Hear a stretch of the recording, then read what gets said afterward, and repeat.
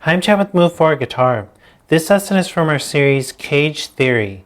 In this lesson, I'm going to talk about minor 7th CAGED chords. First off, if you like all the diagrams for this series, including the diagrams for this lesson, you can download our free e-guide, CAGED Theory. But I am working on it as I'm filming this lesson, so it might not be available as you're watching this lesson. If it is available, a link will pop up on the screen that'll allow you to download it. And like I said, it's free, so there's no reason not to download it when it is available. This is part 14 from our series CAGED Theory. If you'd like to go back and start at the beginning, you can click the link on the screen. So now that we've gone over two types of 7th chords, the two major types, which are major 7th and dominant 7th, we're going to look at the minor type, minor 7th. And we'll start off with the minor triad CAGED chords in open position, the C minor, A minor, G minor, E minor, and D minor, which is on your screen. And then we're going to turn those into open position 7th chords, and that would look like this. So now you have C minor 7, A minor 7, G minor 7, E minor 7, and D minor 7. And this first one, C minor 7, isn't that common of a chord for beginners to learn, but it is a very useful open position chord. It's a little tougher than a lot of open position chords because you have to block out two strings. There's no open strings ringing out. So it's a little tougher to play. And the easiest way to play it is to actually bar. So it's not very common for beginners, but it is a very useful shape to learn in open position. But as you'll see as we go through, that it's the exact same shape even when it's out of open position. A minor 7 is extremely common shape. G minor 7 is uncommon, very uncommon, and pretty unusable as far as open position chords go. I'll show you how to simplify it like I've been doing with all the G chords, but it's still important to be able to visualize it.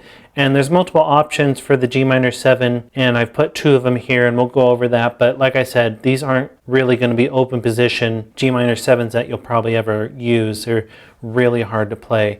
And this E minor 7, this isn't a very common way to play an E minor 7 in open position, but as you see as we turn it into a movable chord, it's a very common way to play it as a movable chord or bar chord. A lot of times with E minor 7, it would look like this in open position. You'd have those two notes fretted instead of those open strings, or with the note here. But that doesn't create a good movable chord, so playing it like this in open position will give you the movable chord that you need once we turn it into a movable chord. And this D minor 7 is a very common open chord. If you know a lot of open chords, you've probably already played this. So we're just going to go through each like we've been doing. We're going to start with the C chord, which we're in minor 7, so we're looking at a C minor 7 in open position. And like I said, this isn't a very common chord for beginners to learn because it's harder to play. Even though it is an open chord, it doesn't have any open strings.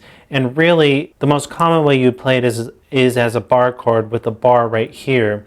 So it's definitely a difficult chord to play if you're a beginner. But the thing about this open chord is that it's already a movable chord. There's no open string, so you can just take this shape and move it anywhere. So if I was to take it from my roots being on C, if I was to move my lowest note up to the 9th fret, the roots would now be on F sharp. I'd have an F sharp minor 7 bar chord using the C minor 7 shape. And like I said, this is a really useful way to play a minor 7 chord. If you know your theory, it doesn't have a fifth in it, but you don't have to have fifths in most chords, the perfect fifth in most chords. You can leave that out. That's usually the first one you can leave out of a chord. So that's the C chord. Now we're on to the A chord, which we're looking at minor 7. So it's an A minor 7. And this is an A minor 7 in open position. And like I said, this is a very common way to play A minor 7 in open position. So if you don't know this, you definitely want to learn it. Then if we move that up half a step, we'd have a B flat minor 7 bar chord using the A minor 7 shape. And that's because our root is now on B flat instead of A. And this is a very common way to play minor 7. If you know bar chords, I'm assuming you know this chord already because it's very common and used all the time. So this is one of the most useful ones of the minor 7. Then we can move this anywhere. If we move our lowest note up to the 7th fret, our root would be on E, so we'd have an E minor 7 bar chord using the A minor 7 shape. The next one is a G minor 7 open chord. Like I said, this is pretty unusable as an open chord, and it's really not that great of a chord for a movable chord. But it is important to at least be able to visualize it on your fretboard because it really helps you systematize everything on your fretboard and quickly be able to find different shapes and different scales, etc. that we're looking at. So it's definitely useful to be able to visualize it, but don't think that you necessarily need to be able to play this one. So this is one way you could play a G minor 7 open chord. It's extremely hard to play it this way. Here's another way where instead of muting out this string, you would add in a note here. And again, extremely hard. I'm not recommending even trying to learn it as an open chord. And then if you move that up half a step and it becomes a movable chord, this is pretty much impossible for most people. This is, in my opinion, an unusable chord. I don't know why you'd even try to play it. So one thing you can do to actually simplify it and turn it into a somewhat usable chord is to remove this lowest note. Then you'd have an A flat minor 7 bar chord using the G minor 7 shape.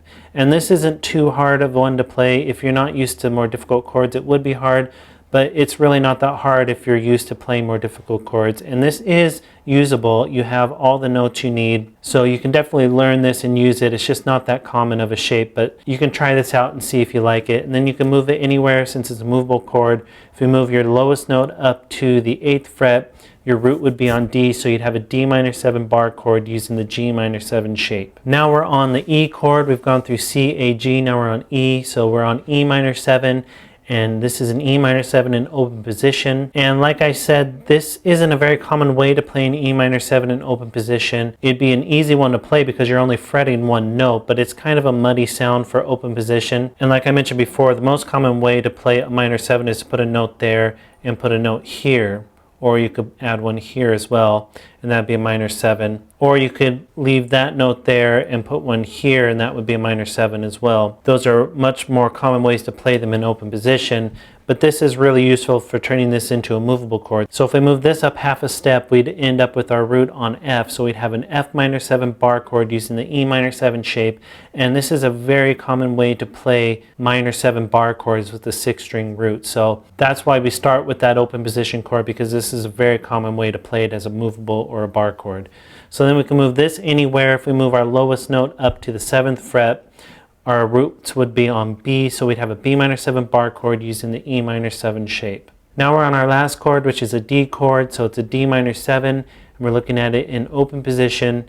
And like I mentioned, this is a very common way to play a D minor 7 open chord, so definitely learn if you don't know it. If you move this up half a step, your root would be on E flat, so you'd have an E flat minor 7 chord using the D minor 7 shape. And this is a very common way to play a minor 7 chord as a movable chord. So if you don't know it, you want to learn it. You get a lot of use out of it. And then we can just move this anywhere since it's movable. If our lowest note is on the 7th fret, our root would be on A, so we'd have an A minor 7 chord using the D minor 7 shape. Then if we look at these up and down the whole fretboard, I put them in the key of C.